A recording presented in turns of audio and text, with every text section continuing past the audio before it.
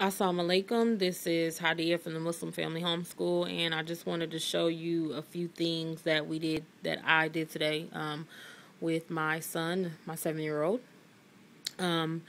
If you follow us, you know that my 7-year-old is autistic, and I am trying my best, inshallah, to teach him at home.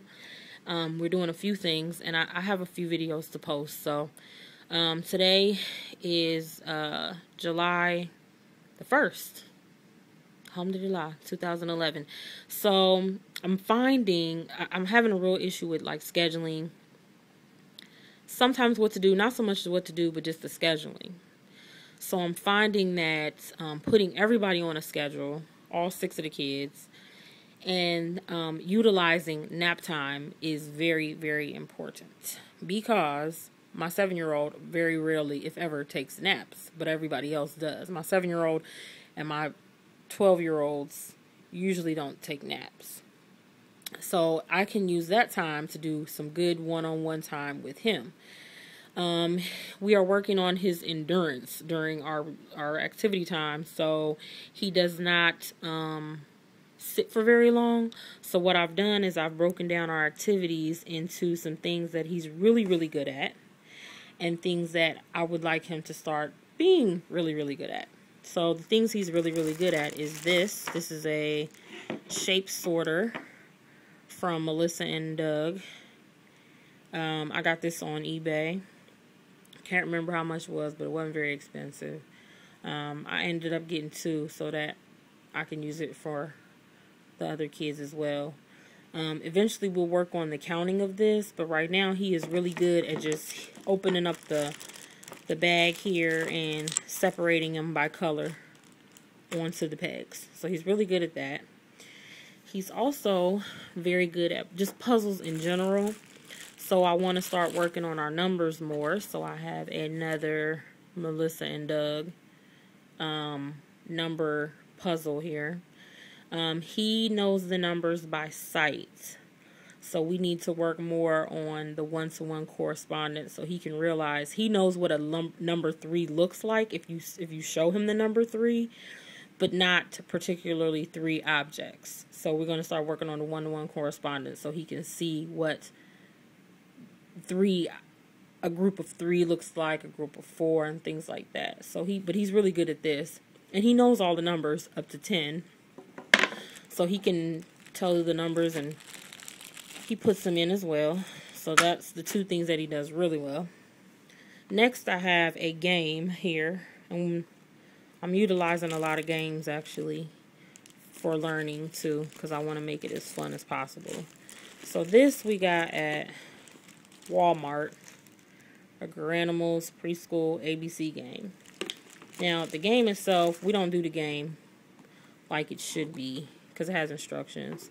My daughter does the game. This is side 1, and this is side 2.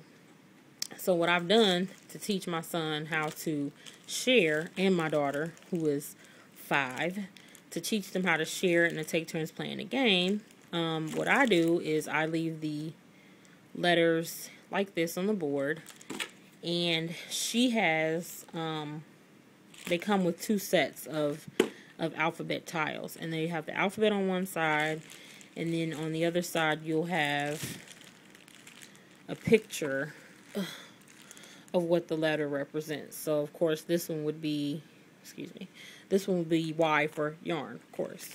So what I do for my son is I take them out and I hand them to him.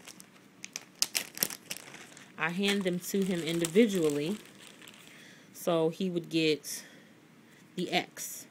And we also like leapfrog. So he has the the letter factory. And I'll give him the tile, and I'll say, okay, what is the, can you show me the letter X? And then I'll sing the letter X. The X says X. The X says X. Every letter makes a sound like that. And he usually, how he does it is he scans. Like he'll scan to see if he can find the right one. And then boom, he's found it. Some of them he knows by memory, which is good, which I want him to learn by memory. I want him to learn the letters. And then once he finds it, you know, we make a big deal about it. Yay, yay, yay. And then I give him another one. letter R, and we go from there. And then we'll fill up the whole board, and then we'll go through each letter and listen to the letter, the name of the letter, of course, and then the sound that it makes. I'm not going to focus too much on phonics right now. I just want him to recognize the letter and know that each letter makes some kind of noise different than the other letter. Then for my daughter, what will happen is she only gets the picture because she knows her letters and the sounds that they make. So she only gets a picture, and she has to tell me the name of the picture, so it's rocket, and she has to tell me what letter sound does rocket start with. Well, rocket starts with R, mommy, so she'll put it like that.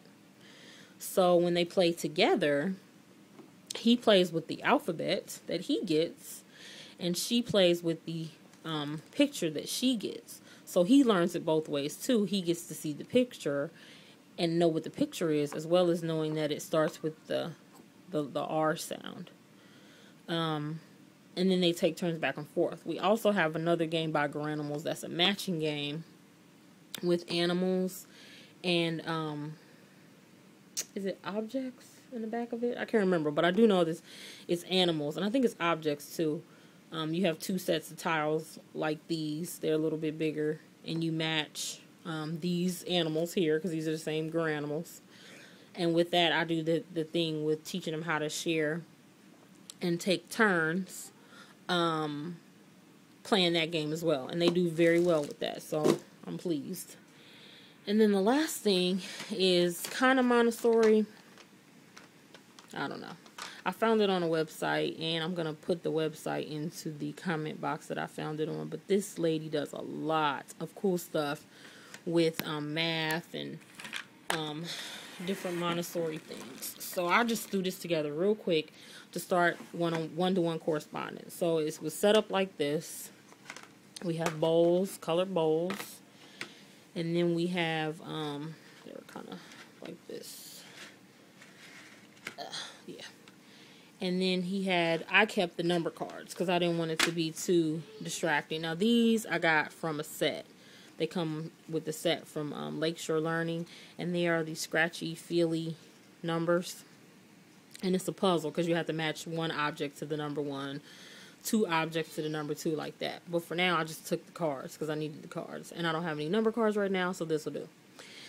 So I kept the cards, and he had a little cup with bears in it. And the first thing he had to do, of course, was to separate the bears into the appropriate place. He did pretty good with this. I needed to help him, but he had the concept down. He knew he was supposed to separate. Oops. He knew he was supposed to, oh, it's already in there, do some separating with the bears. And then I would come through and I'd say, okay, Assad, we have, one bear. So then I'd put it here. And I say, one bear. And I'd have him touch the number 1, look at the word.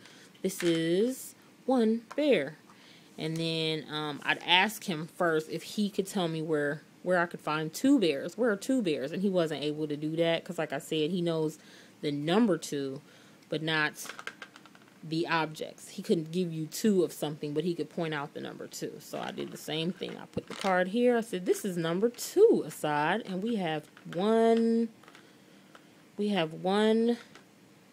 yellow bears. We have 2 yellow bears.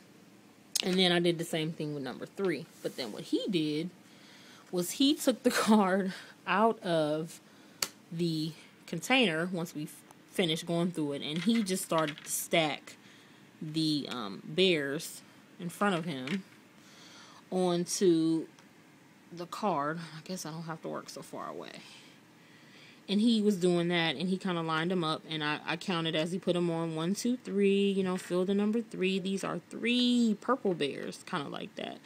So we are definitely going to work more with this concept, one-to-one, to get him to understand that.